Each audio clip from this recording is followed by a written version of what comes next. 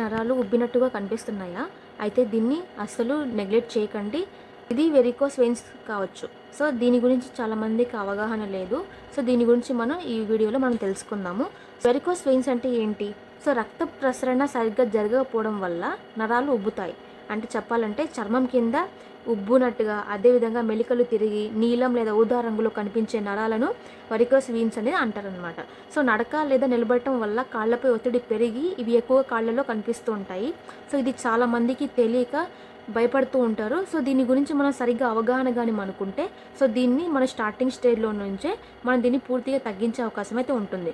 So, దీన్ని గాని neglect చేశారంటే ఈ ప్రమాదం ఎక్కువ పెరిగి సో, చాలా వరకు ప్రాబ్లమ్ అనేది అవుతుంది.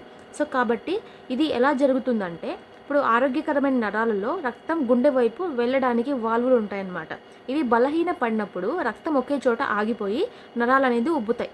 ఓకేనా?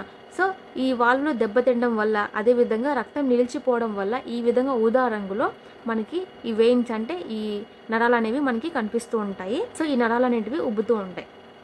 సో, అదేవిధంగా దీని యొక్క లక్షణాలు ఏముంటాయంటే కాళ్ళల్లో భారంగా లేదా నొప్పిగా ఉంటుంది. సో, అదేవిధంగా నరాల చుట్టూ దురద మరియు వాపు అనేది ఎక్కువ అవుతూ ఉంటుంది. ఇంకా వచ్చేసి ముదురు నీలం లేదంటే ఊదా రంగు నరాలు మనకి కనిపిస్తూ ఉంటాయన్నమాట. సో, ఇది గాని ఉంటే మనకి ఈ వెరికోస్ వెయిన్స్ వచ్చిందని మనం గుర్తించవచ్చు. సో, చాలామందికి ఏంటంటే కాళ్ళ కండరాలు పట్టేస్తూ ఉంటాయి, లేదంటే మంటగా కూడా అనిపిస్తూ ఉంటాయి. సో, ఇది వీటి యొక్క లక్షణాలు.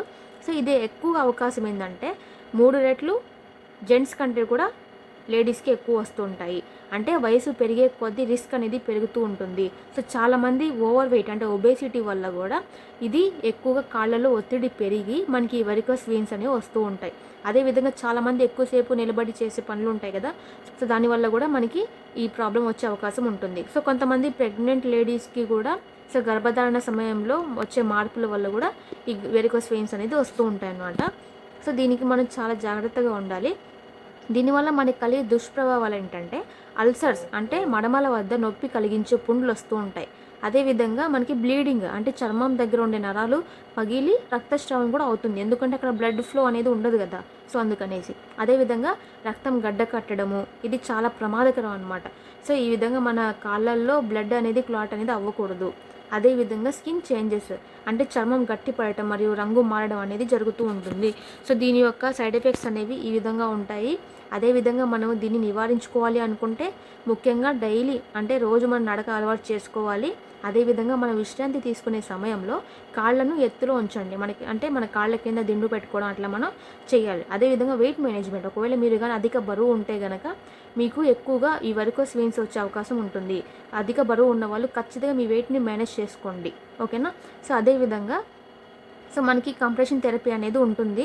అంటే మనకి ఈ వైద్యులు మనకి సూచించే ప్రత్యేక సాక్సులు అనేవి ఉంటాయన్నమాట. అవి వేసుకోవడం వల్ల మనకి కొంతవరకు రిలీఫ్ అంటే వాపు అనేది తగ్గుతూ ఉంటుంది.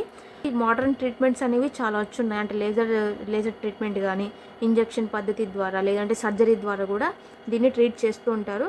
దీనివల్ల చాలామందికి అంత ఈజీగా తగ్గదు. ఈ ప్రాబ్లం వల్ల చాలామంది ఇబ్బంది పడుతున్నారు. ఒకసారి వచ్చిందంటే మనకి అంత ఈజీగా అయితే తగ్గదు.